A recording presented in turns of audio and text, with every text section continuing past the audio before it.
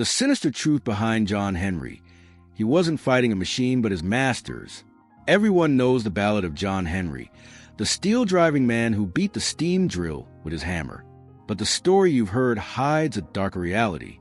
Behind the legend of courage and sacrifice lies a chilling truth about exploitation, convict labor, and the human cost of America's railroads. In this video, we uncover the origins of John Henry's tale, from work songs and brutal labor camps to forgotten lives buried under the tracks. Was John Henry truly a hero, or was his legend created to mask the suffering of thousands? What does the hammer, the machine, and his silence really mean? Join us as we reveal the disturbing history and hidden symbolism behind one of America's most famous folk heroes. This is not just a story of one man. It's the story of a nation built on blood, sweat, and silence.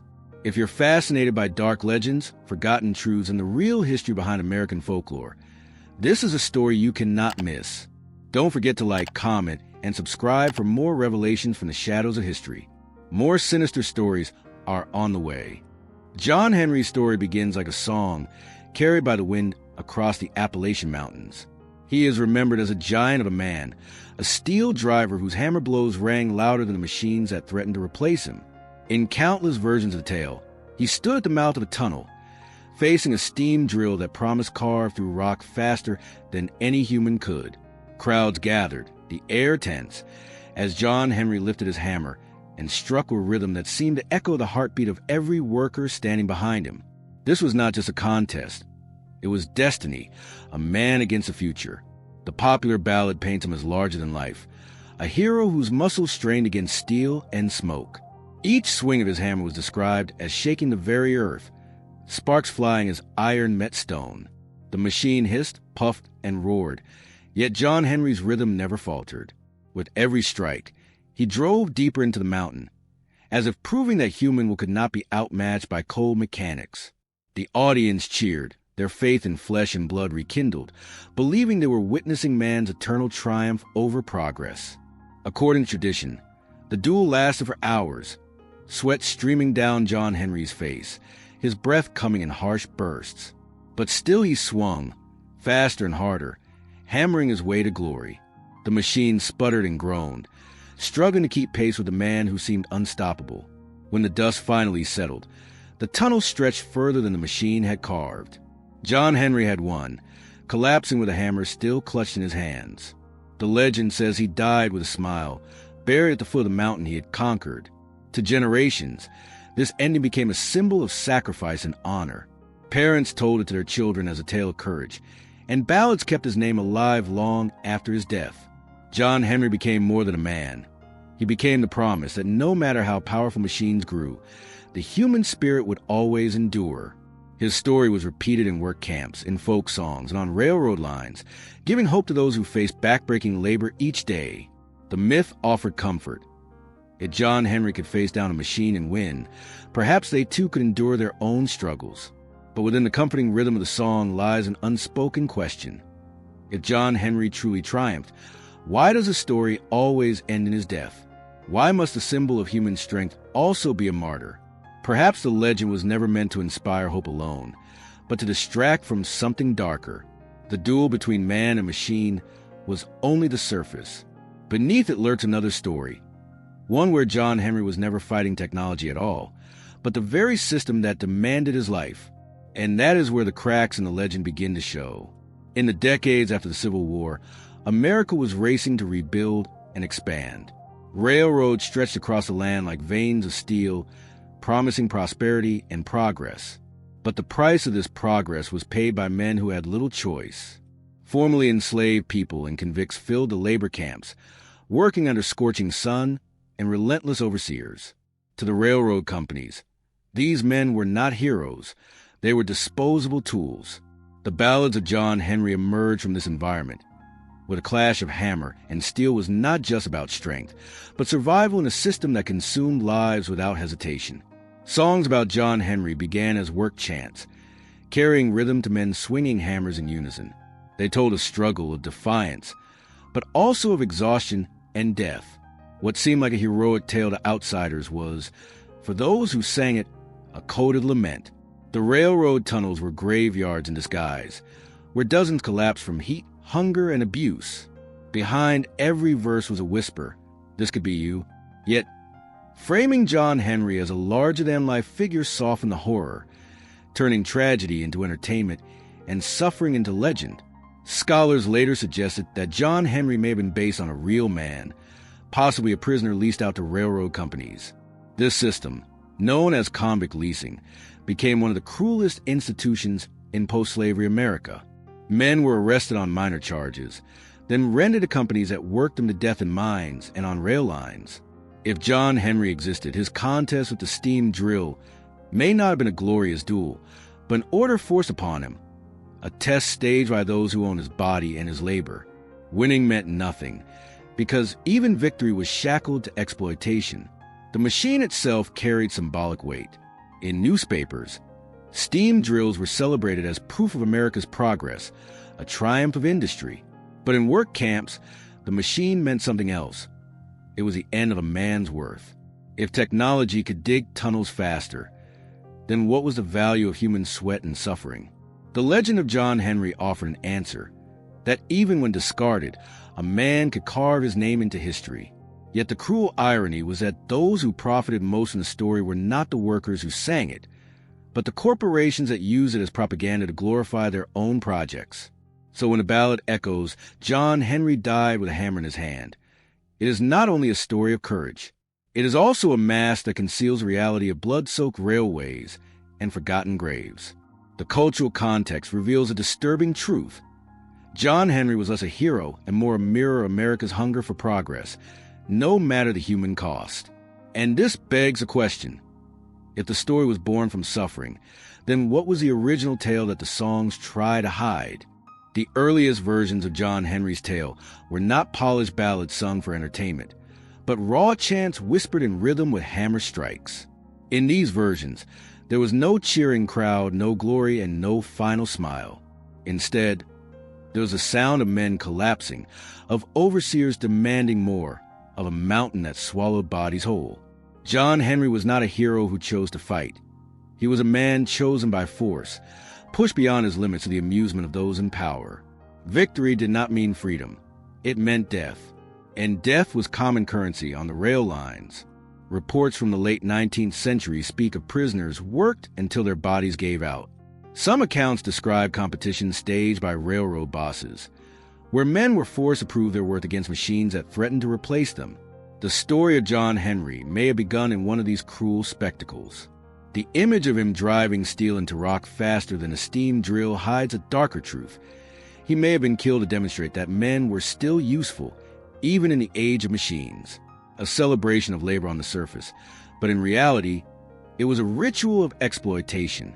In the rawer versions of the song, the hammer is not a weapon of triumph, but a burden of suffering. Verses describe John Henry swinging until his veins burst, his breath failing, his heart pounding against his chest until it tore itself apart. The silence after his fall was not a moment of respect, but the silence of men too afraid to speak, knowing they were next. Each word carried despair. The legend was less about inspiration and more about warning. John Henry is dead, they sang, not as a monument to courage, but as a reminder how easily life could be crushed. The machine in this version is less important than the masters who ordered the contest. The steam drill was not the enemy. It was a tool. The true battle was against a system that demanded men work until they broke. To those listening from afar, it sounded like a story of human will versus technology. But to those who lived it, it was about the cruelty of a world that valued progress more than lives. John Henry's hammer did not shatter steel. It shattered illusions. The legend was a cover for the bloodstained hands of industry. So when people sing that John Henry laid down his hammer and died, they echo not just a folk hero's sacrifice, but a collective trauma. The original story was never meant to celebrate one man. It was a funeral hymn for countless men who died unseen, their names buried in the soil beneath the tracks. And if John Henry was real, then his legend was not his salvation, but his curse, a way for the world to remember him while forgetting the thousands who suffered the same fate.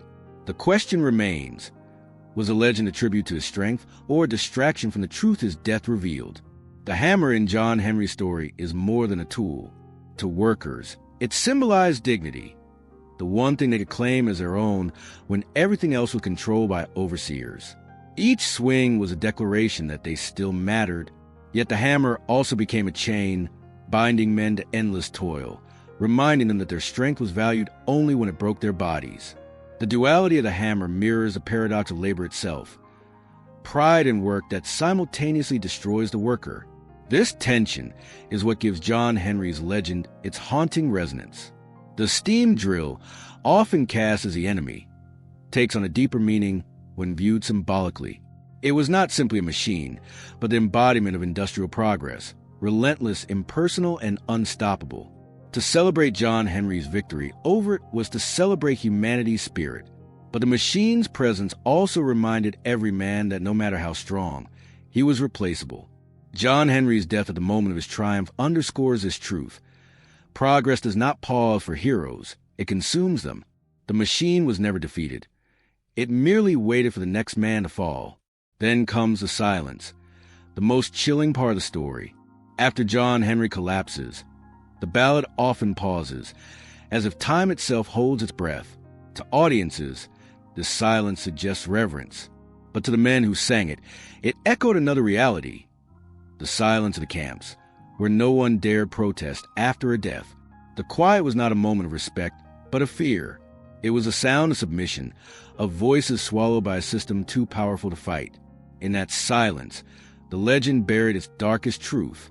Viewed through a psychological lens, John Henry becomes more than a man. He is a metaphor for resistance against oppression, the embodiment of those who fight until their last breath, knowing the system cannot be beaten. His endurance reflects a human desire for meaning even in suffering, while his collapse mirrors the inevitability of defeat when individuals stand alone against structures built to exploit them. The story is tragic not because he dies, but because his death was inevitable from the start. And yet, the reason John Henry still lives in song is because he transforms despair into defiance. The symbol of a man who dies with a hammer in his hand may conceal systemic cruelty, but also gave hope to those forced to swing their hammers the next day. His legend turned grief into strength, silence into memory, and oppression into resistance. But this leaves one final question for us to confront. What does the endurance of John Henry's story reveal about America itself, and the cost of progress paid in human lives? John Henry's legend endures because it is more than a folk tale. It is a mirror held up to America's soul. On the surface, it speaks of courage, sacrifice, and the will to stand against impossible odds. But beneath that surface lies the cost of progress, measured not in miles of track laid or tunnels carved, but in lives broken and discarded. His death, remembered as heroic, was also a reminder that countless others were forced into the same silence without their names ever sung. The ballad kept one man alive while thousands were erased. Yet, this paradox is precisely why John Henry became unforgettable. He embodies a worker who refuses to surrender even when defeat is certain. His hammer may have shattered his body, but also carved his name into history, ensuring that his story outlived those who sought to exploit him. For every verse sung in camps and towns, men found not only sorrow but solidarity, a reason to keep swinging their own hammers another day. The legend offered dignity where none was given, strength where only exhaustion remained. Today, John Henry's tale reminds us that progress is never free. Behind every monument, machine, or gleaming railroad, there are lives that bore the weight. His duel with the steam drill may never have been about technology at all. It was about the human spirit resisting being reduced to nothing. That truth makes the story less about victory and more about warning, less about triumph and more about sacrifice. And yet, that sacrifice continues to inspire. The real sinister truth is that John Henry was never fighting a machine. He was fighting a system, one that demanded more than flesh and blood could give. His death may have been inevitable, but his endurance as a symbol is not. It is chosen every time his story is retold, every time his hammer falls again in memory. To honor him is to remember that every society builds its future on the backs of the forgotten. The question is, will we choose to forget them again or listen to the echoes of the hammer? So the next time you hear the ballad of John Henry, listen closely. Behind the rhythm of steel against rock is not only the story of one man, but of all who fought and fell unseen. His legend is both a warning and a promise. A warning of the human cost of unchecked progress. and a promise that even in silence, resistance leaves its mark.